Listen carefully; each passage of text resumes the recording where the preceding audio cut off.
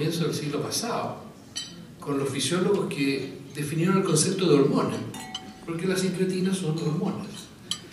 Y esto, Bayliss y Starling descubrieron la secretina, que la secretina es una hormona liberada por la mucosa duodenal y que estimula el páncreas exocrino. No es una incretina, pero así empezó la historia de la relación que había entre el intestino y el páncreas. Y ya desde el punto de vista biológico tiene mucha relación.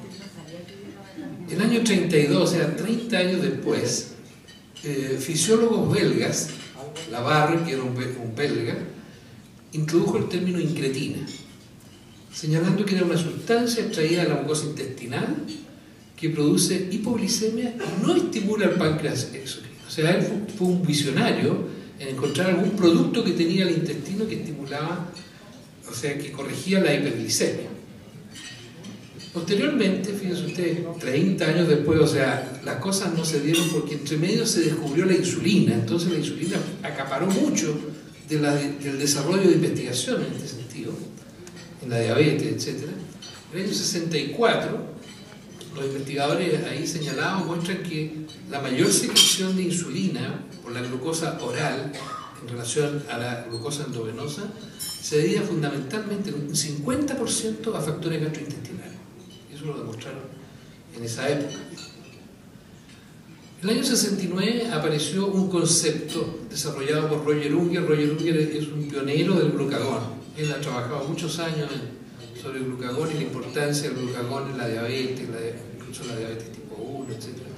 Hablando de que no era en esa época, que no era una enfermedad de una hormona, o de un tipo de célula, sino que era más compleja la cosa. Y describe el concepto de eje enteroinsular, intestino con el islote.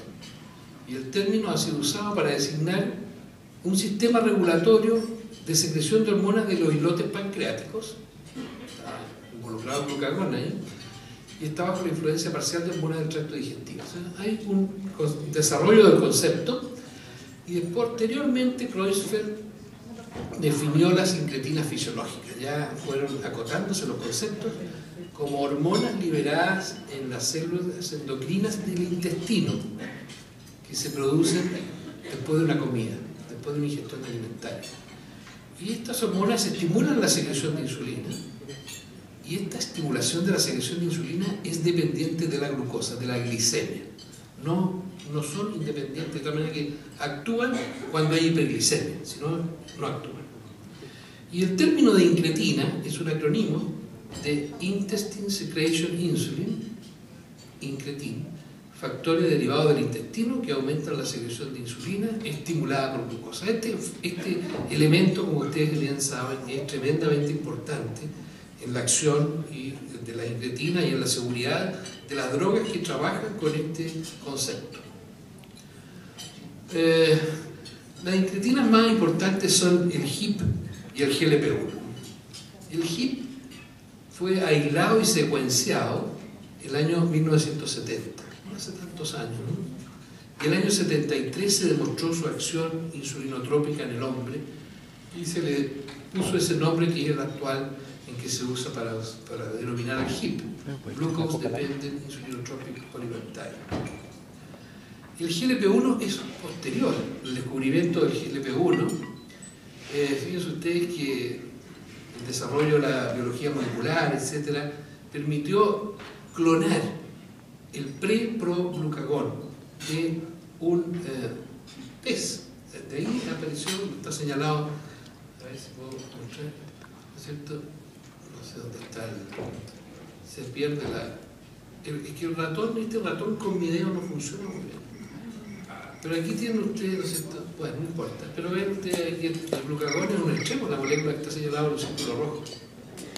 Y en el año 87 se demostró que tenía un importante efecto insulinotrópico, un tipo de este péptido, el GLP-1 737 amida, que es la molécula activa.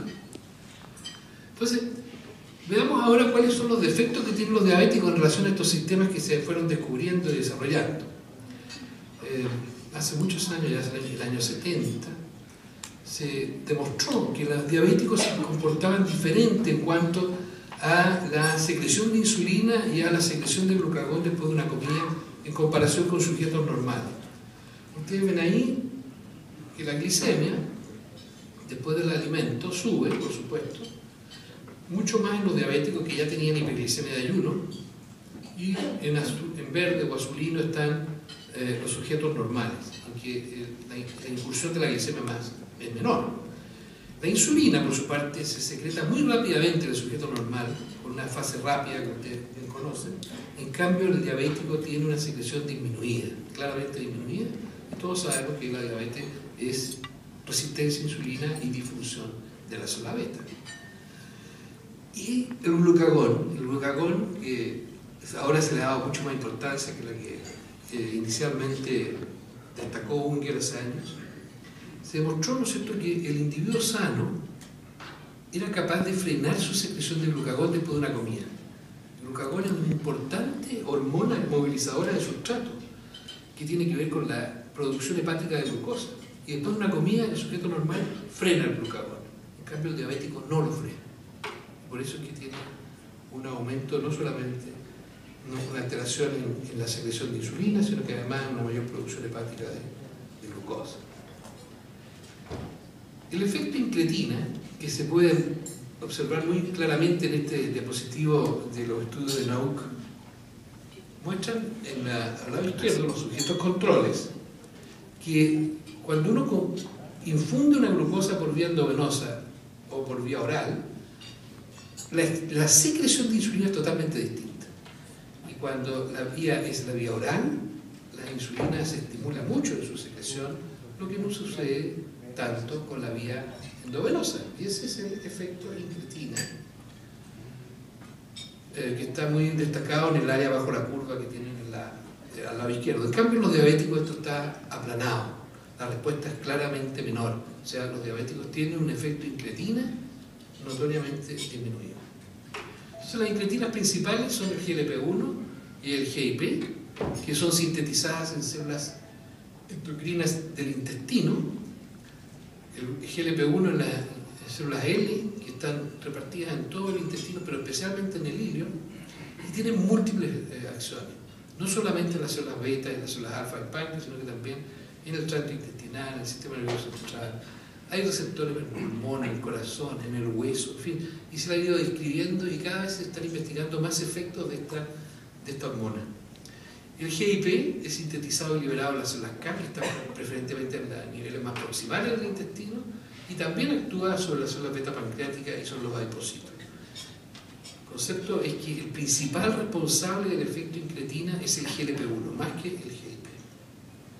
Y se lo voy a mostrar en relación especialmente con los diabéticos. Ustedes ven ahí qué sucede cuando se administra glucosa oral o glucosa endovenosa en sujetos sanos y en pacientes con diabetes tipo 2 en relación a la secreción de GIP. Ustedes ven ahí que al lado izquierdo los sujetos sanos elevan la secreción de GIP cuando la glucosa es oral, y los pacientes diabéticos también. O sea, no hay un gran deterioro en la secreción del GIP. En cambio sí lo hay con el GLP-1. Ahí sí que está demostrado estadísticamente significativo que el diabético tiene una menor secreción de GLP-1 después de una comida. De tal manera que el efecto fundamental va a estar en relación al GLP-1. Y este es un estudio interesante, publicado en el DCI en el año 93 de NAUC, que muestra cuál es el efecto de dosis bajas y altas de las dosis incretinas. Ustedes ven ahí, al lado izquierdo, son los sujetos normales. Yo no les puedo mostrar ahí porque quedo muy incómodo, pero aquí, espérate, déjame. No, aquí está. Ahí están los sujetos normales, en que están con un clamp hiperglicémico, ¿no es cierto? O sea, los sujetos están en hiperglicemia y se le hace una infusión en este cuadradito gris claro de GIP o GLP-1 en dosis bajas o altas. Y ustedes ven que cuando se infunde GIP, que es la cuadradito naranja, la secreción de insulina, los niveles de insulinemia no suben mucho, en cambio sí suben mucho más cuando se administra el GLP-1. Y con los diabéticos también pasa lo mismo. O sea, lo que muestra, ¿no es cierto?, que el gran la incretina más importante que aumenta la secreción de insulina es el GLP-1. Bueno, las acciones de GLP-1, como les decía, van más allá de su efecto sobre las células beta. Es estimulada por la ingestión de alimentaria. Ustedes saben que hay una degradación muy rápida por la peptidasa, la DPP4. Y esta hormona va a actuar sobre el páncreas, estimulando no solamente la secreción de insulina, sino que también estimula la síntesis de insulina. Tiene un efecto sobre los genes de la insulina y favorece disminuye la apoptosis y favorece la neogénesis de células beta. Esto se ha demostrado fundamentalmente en roedores y también en cultivos de islotes humanos. De tal manera que la proyección de este efecto desde el punto de vista de síntesis, de reducción de apoptosis y aumento de neogénesis, que en el fondo está regulando un poco la masa de células beta, es una cosa muy interesante y de muchas proyecciones. Como ustedes comprenderán, que todos sabemos que los diabéticos tienen una masa de células beta disminuida y disfuncional. Y también su efecto sobre la célula alfa en reducir la secreción de glucagón. Y que este efecto, sobre todo en la regulación de la glicemia, y la secreción de insulina y la inhibición de glucagón, es dependiente de la glucosa, como está ahí señalado, porque cuando las glicemias tienden a la normalidad, después de la infusión de GLP-1, endovenosa por supuesto, va a disminuir la secreción de insulina. Como ustedes ven acá, me produce problemas este rato. Pero ustedes ven en la parte central ahí que la insulina que estaba aumentando empieza a declinar y el glucagón se empieza a recuperar. O sea, cuando las glicemias están cercanas a lo normal, el efecto del GLP-1 se atenúa.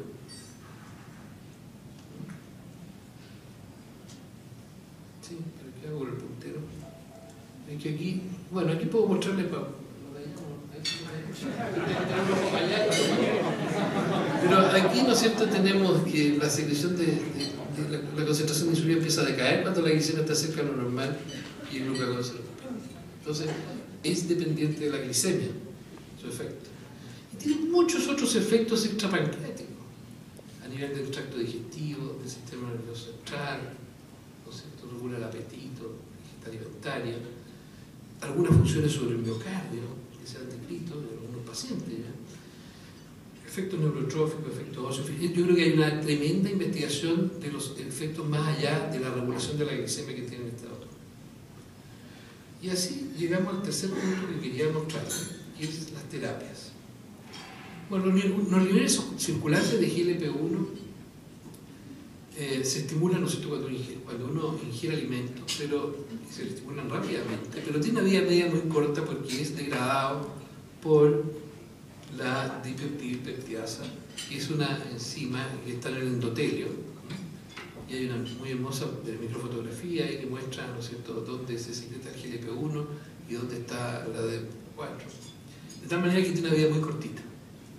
Y ese es un problema porque no podemos infundir endovenosamente GLP-1, de tal manera, desde el punto de vista práctico. De tal manera que las terapias en que se ha aplicado esto son de dos tipos: usar un análogo agonista del receptor de GLP-1 que sea resistente a la DPP4, o los inhibidores de la enzima que lo degrada, y esas son las gliptinas, como la linagliptina. Los análogos, péptidos con efecto GLP-1, que tienen todos sus los efectos señalados. Ustedes ven aquí una terapia para el control de la diabetes que hace bajar de peso, la cual es quizá única, ¿no? Pero tiene algunos inconvenientes, como en nuestro medio su costo, que es bastante caro, y que es inyectable. Y que también se llegan a niveles suprafisiológicos también cuando se administran. Después les voy a mostrar algunos datos. De tal manera que el uso de los agonistas de GLP-1 ha sido una herramienta importante en el manejo de la diabetes, pero con algunos inconvenientes. En nuestro medio ha sido difícil, fundamentalmente por problemas de costo y de disponibilidad. Los aprobados y que están disponibles en Chile son el Exenatide y el liraglutide. El otro grupo, ¿no es cierto?, de fármacos son los inhibidores de PP4, que tienen las funciones que ya les señalé, y los que están aprobados son en Chile, que disponemos de ellos son la sitagliptina, la vilda, la saxa y la linagliptina, que tienen yo creo que ha sido realmente un avance notorio, por lo menos en mi pensamiento, en el manejo efectivo y seguro de pacientes diabéticos tipo 2. Aquí están los niveles plasmáticos postprandiales de GLP-1 en distintas condiciones. Después de una comida de prueba, generalmente se usa alguna comida estandarizada para poder medir esto, pero aquí tienen una línea negra a niveles en sujetos normales, cómo sube el GLP-1 después de la comida. Y aquí de abajo, ¿no es cierto?, en el área naranja está lo que pasa con los diabéticos, que como sabemos tienen una secreción disminuida. Cuando nosotros le damos un inhibidor de PP4, se recupera la secreción de GLP-1, mejora notoriamente. Si nosotros le inyectamos exenatide, por ejemplo, llegamos a niveles extraordinariamente altos. ¿Y para qué les digo lo que sucede después de una cirugía bariátrica? O sea, la cirugía bariátrica tiene un impacto tremendo del cambio en la incretina, pero a niveles suprafisiológicos, ¿no? Suprafisiológicos. En cambio, los inhibidores de PP4 en ese sentido tienen la ventaja de tener estímulos más fisiológicos, lo cual da un poco más de seguridad o tranquilidad en cuanto a una sobreestimulación de las células pancreáticas, que puede tener efecto. Ustedes saben que en el caso de la cirugía bariátrica se han descrito algunos casos de necidoblatosis, en fin, que se supone que es por una estimulación permanente y sostenida de la célula beta. Cada vez más uno se va dando cuenta de que las terapias en el manejo de los diabéticos tienen que ser complementarias, y eso yo creo que es una realidad.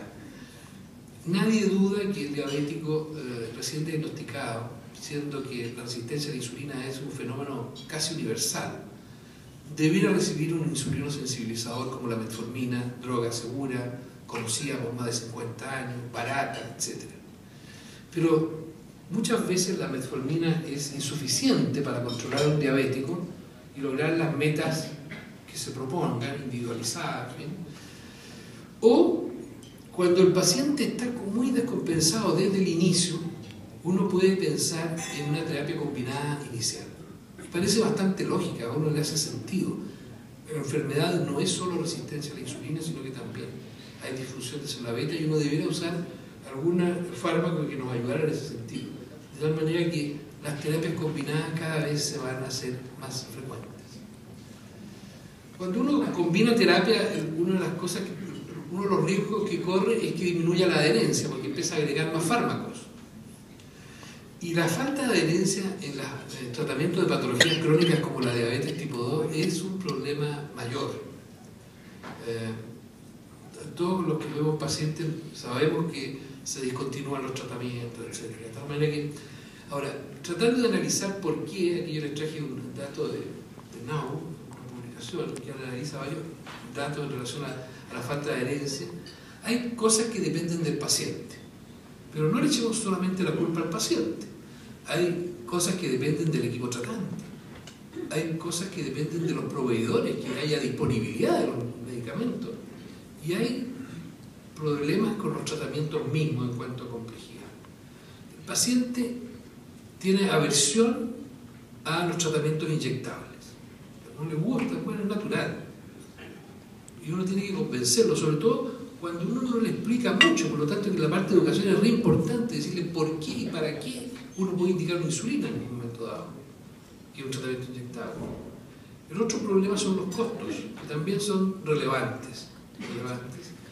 Y también los pacientes refieren, ¿no es cierto?, cierta aversión si tienen alguna complicación del tratamiento, hipoglicemia, todo. No me dé esto, yo me siento muy mal cuando usted me da esto, o cuando suben de peso, o cuando hay algunas molestias gastrointestinales o retención hídrica, y ustedes podrán reconocer algunas drogas que usamos mucho y que tienen estos efectos adversos.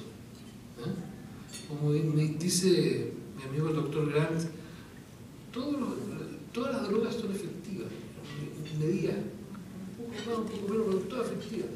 pero tienen efectos adversos diferentes, y ahí hay que hincarle el diente. En cuanto a la complejidad de los tratamientos, la polifarmacia y la múltiple píldora es algo muy relevante. Los pacientes diabéticos son hipertensos, hay que darle tratamiento antihipertensivo, y curiosamente, es raro que un paciente diabético esté con un antihipertensivo, está con combinaciones de antihipertensivos. Y la lista de medicamentos se empieza a alargar y son dislipidémicos, entonces vamos agregando. Y si tiene una dislipidemia mixta, tenemos que tratar no solo con estatina, sino que se plantea el uso de otras drogas también. En fin, la lista es larga, de tal manera que hay que tratar de racionalizar los tratamientos. Y esto de los combos, o lo que llaman combo, o dosis fijas, combinaciones de dosis fijas son un aporte. Yo creo que son un aporte real. Cuando uno tiene que dar varias drogas, el poder dar algunas que vengan combinadas. Tiene un problema, que pierde la flexibilidad de la indicación. Claro, yo no puedo titular una dosis fija, ¿no? Viene linagliptina, 2.5, metformina 1000. Y punto, no tengo otra alternativa. En este tipo de combinaciones yo no me quedo inquieto, como si me quedo inquieto, por ejemplo, cuando tengo que titular la sulfonilurea. Yo la sulfonilurea no puedo dar una dosis fija sin que la haya titulado. Incluso la metformina hay que titularla por la tolerancia digestiva. De tal manera que este tipo de gliptinas con metformina son muy atractivas porque son bastante seguras. Adherencia y frecuencia de dosis. Si ustedes a mano izquierda ya tienen la adherencia óptima, si se toman una píldora, toman 2, toman 3, va disminuyendo la adherencia. Por supuesto que de forma inversa la hemoglobina glicosilada va empeorando a medida que se toman más píldoras porque se pierde la adherencia, y la adherencia a los antidiabéticos orales influye sobre la hemoglobina glicosilada. Si hay más adherencia, hay mejor hemoglobina glicosilada. Nadie ha demostrado que esto vaya o haya mejorado el pronóstico de los endpoints duros de prevención de complicaciones, pero por ahí va, digamos, y hace sentido. De tal manera que yo creo que esta posibilidad que se plantea hoy día es un aporte real. Ok, muchas gracias.